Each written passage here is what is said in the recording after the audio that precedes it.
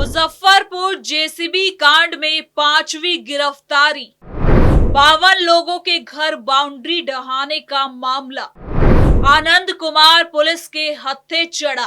नमस्कार, capital TV Bihar देख रहे हैं। मैं हूं आपके साथ शिवानी रतू। मुजफ्फरपुर में 52 लोगों के घर और बाउंड्री ढहाने के मामले ने बिहार की कानून व्यवस्था और सियासी गलियारों में हलचल बढ़ा दी। जेसीबी से हुई इस कार्रवाई के पीछे आखिर कौन कौन था, इसकी परतें अब पुलिस की जांच में खुल रही। 5वीं गिरफ्तारी के बाद पुलिस के हाथ अहम सुराग लगे हैं। आरोपी के कबूलनामे, मोबाइल नंबर, सीडीआर और वीडियो फुटेज के जरिए पुलिस अब पूरे नेटवर्क तक पहुंचने में जुटी हुई है। खास बात यह है कि आरोपों की आंच बेलसेंड विधायक अमित कुमार रानू और उनके भाई सोनू सिंह तक पहुंची है, जिनके नाम आरोपी के बयान में सामने आए हैं। हालांकि इन आरोपों की पुष्टि जांच और अदालत की प्रक्रिया से होगी। सरकार और पुलिस का संदेश साफ है, कानून से ऊपर कोई नहीं, चाहे आरोपी कितना भी प्रभावशाली क्यों ना हो। अगर जांच में सबूत सामने आते हैं तो कार्रवाई होगी।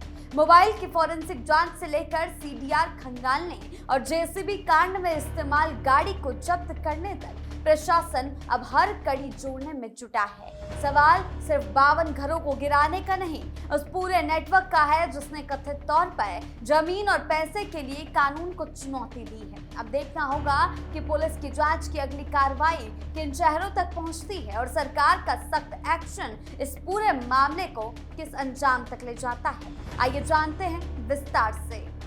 पुलिस ने 19 संदिग्धों के नाम जुटाए। 25 एफआईआर, 8 एफआईआर में विधायक का नाम। टूटे मोबाइल की होगी फॉरेंसिक जांच। इस घटना में शामिल आनंद कुमार नाम के व्यक्ति को पुलिस ने गिरफ्तार कर लिया है। ये इस पूरे मामले में 5वीं गिरफ्तारी। आनंद कुमार मूल रूप से वैशाली जिले के महुआ का रहने वाला है, लेकिन वो कुछ समय से अहियापुर थाना क्षेत्र में रह रहा था। पुलिस ने घटना के वीडियो फुटेज की मदद से उसकी पहचान की और फिर उसे पकड़ लिया। सिटी एसपी मोहिबुल्ला अंसारी ने बुधवार को इस मामले की विस्तृत जानकारी दी। उन्होंने बताया कि आनंद कुमार ने पुलिस को आते देख सबूत मिटाने की कोशिश की। उसने अपना मोबाइल फोन और सिम कार्ड तोड़ दिया ताकि कोई डिजिटल सबूत ना बचे। पुलिस के सामने दिए गए स्वीकारोक्ति बयान में आनंद ने साफ कहा कि वो घटना स्थल पर मौजूद था। उसने ये भी बताया कि उस दिन घटना को अंजाम देने के लिए 40 से 50 लोग मौजूद थे। इनमें से उसने 19 लोगों के नाम पुलिस को बताए। पुलिस अब इन नामों का सत्यापन कर रही है और सबूत इकट्ठा कर रही है। इससे पहले इस मामले में 4 आरोपियों को पहले ही गिरफ्तार किया जा चुका है। पूरे मामले में कुल 25 एफआईआर दर्ज की गई। इनमें से 8 एफआईआर में बेलसेंड विधायक अमित कुमार रानू और उनके भाई सोनू सिंह का नाम भी आरोपी के रूप में शामिल है। सिटी एसपी ने बताया है कि अब तक गिरफ्तार किए गए सभी 5 आरोपियों को रिमांड पर लिया जाएगा और उनसे विस्तृत पूछताछ की जाएगी। आनंद ने के तोड़े गए मोबाइल की फॉरेंसिक जांच भी कराई जाएगी ताकि उसमें से कई महत्वपूर्ण जानकारी निकाली जा सके।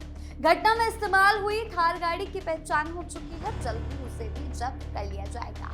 आनंद कुमार ने अपने बयान में और भी गंभीर बातें बताई है। उसने कहा है कि घटना स्थल पर मौजूद 4-5 युवक बेलसेंड विधायक अमित कुमार रानू और उनके भाई सोनू सिंह से मोबाइल पर लगातार बात कर रहे थे। विधायक और उनके भाई दूर बैठकर पूरे ऑपरेशन की निगरानी कर रहे थे। पिंटू शांडिल्य, सोनू सिंह उर्फ गोलू उर्फ सौरभ लगातार मोबाइल से विधायक को घटना की जानकारी दे रहे थे। आनंद ने गोलू और अन्य लोगों के मोबाइल नंबर भी पुलिस को सौंप दिए हैं। इन नंबरों की सीडीआर निकालकर जांच की जाएगी। आनंद ने घटनास्थल पर मौजूद रहने वाले कई लोगों के नाम बताए। इनमें आशुतोष कुमार, सुमित उर्फ छोटू भैया, सौरभ, तुषार, निरंजन, अमित, धीरज, पिंटू सत्यम, अवनीश, शिवम राज, छोटू सिंह, सुमित श्रीवास्तव और गोलू सिंह उर्फ सौरभ शामिल। पुलिस इन सभी मामलों की और इन सभी नामों की जांच कर रही है।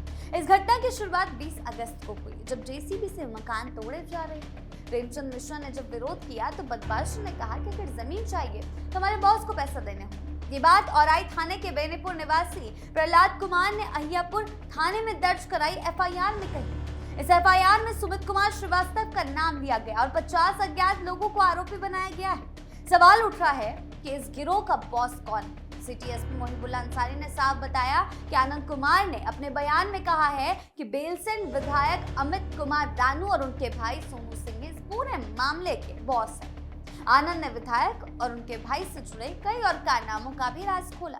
पुलिस का मानना है कि ये घटना रुपए वसूलने के लिए की गई थी, यानी ये एक तरह की जबरन वसूली और अवैध कब्जे की कोशिश थी। चिराग ने पार्टी की पूरी टीम बदली। इधर एक तरफ मुजफ्फरपुर में ये बड़ा मामला चल रहा है जिसमें एक विधायक का नाम सामने आया। दूसरी तरफ लोक जनशक्ति पार्टी रामविलास के राष्ट्रीय अध्यक्ष चिराग पासवान ने अपनी पार्टी की पूरी टीम बदल दी है। कुछ राज्यों में होने वाले विधानसभा चुनावों से पहले चिराग पासवान ने पार्टी की राष्ट्रीय कार्यकारिणी का पुनर्गठन किया है। नई कार्यकारिणी में 3 आमंत्रित स्थायी सदस्य, 6 उपाध्यक्ष, 1 प्रधान महासचिव, 12 महासचिव, 8 राष्ट्रीय सचिव और 1 कोषाध्यक्ष बनाए गए हैं। बिहार से डॉक्टर सत्यानंद शर्मा को राष्ट्रीय उपाध्यक्ष बनाया गया।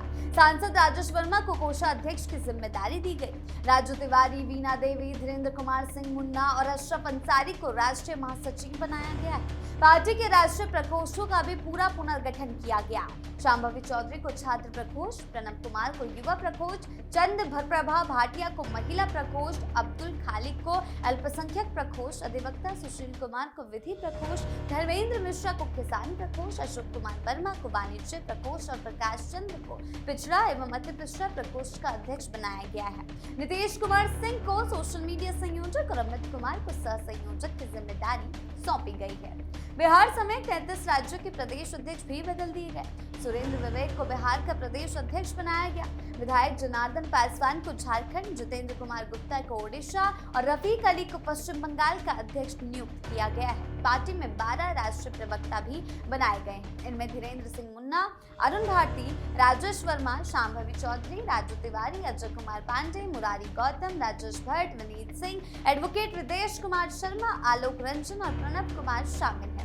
चिराग पासवान ने नए पदाधिकारियों को शुभकामनाएं दी। अपने एक्स हैंडल पर लिखा कि लोक जनशक्ति पार्टी रामविलास के सभी नवनियुक्त राष्ट्रीय पदाधिकारियों को हार्दिक बधाई और सफल कार्यकाल की शुभकामनाएं।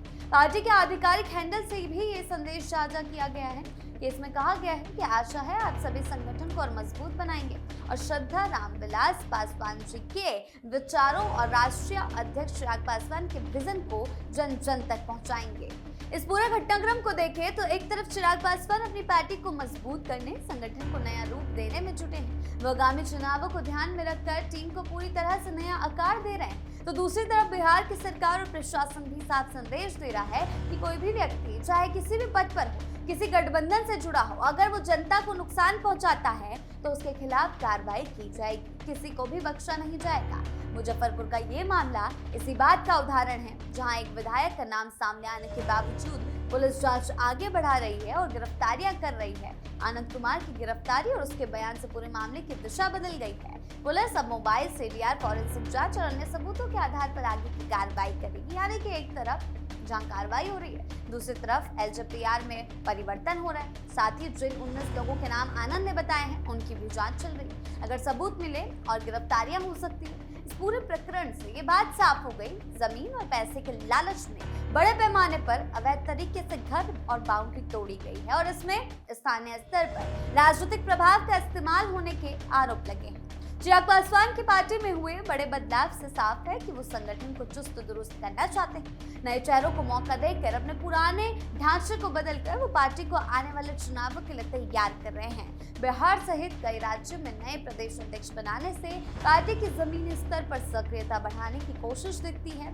महिला, युवा, छात्र, किसान और अल्पसंख्यक प्रकोष्ठों को नया नेतृत्व देकर पार्टी अलग अलग वर्गों तक अपनी पहुंच बनाना चाहती है। कुल मिलाकर बिहार की राजनीति और प्रशासन दोनों तरफ से सक्रियता दिख रही है। एक तरफ पार्टियां अपने संगठन को मजबूत कर रही हैं, तो कानून व्यवस्था के मामले में भी सख्ती दिखाई जा रही है। मुजफ्फरपुर का ये मामला लंबा चलने वाला है, क्योंकि इसमें न सिर्फ कई आरोपी शामिल हैं, बल्कि उच्च स्तर के राजनीतिक नाम भी जुड़ गए हैं। पुलिस की जांच आगे कैसे बढ़ती है, कितने और लोग गिरफ्तार होते हैं, देखने वाली बात होगी। साथ ही चिराग पासवान की नई टीम पार्टी को कितना मजबूत बना पाती है, ये भी आने वाले समय में साफ होगा। इस पूरी स्थिति से आम जनता को ये संदेश मिल रहा है कि कोई कितना ही प्रभावशाली क्यों ना हो, कितने ही बड़े पद पर बैठा हो, अगर वो गलत काम में शामिल पाया जाता है तो उसके खिलाफ कार्रवाई होगी, पुलिस और प्रशासन इस बात पर जोर दे रहे हैं कि जनता के हितों के खिलाफ काम करने वालों को कोई छूट नहीं दी जाएगी। ये साफ संदेश जा रहा है कि चाहे वो एनडीए के गठबंधन में हो या विपक्षी गठबंधन में हो, उनके खिलाफ सख्त से सख्त एक्शन लिया जाएगा। चिराग पासवान के विधायक के खिलाफ भी अगर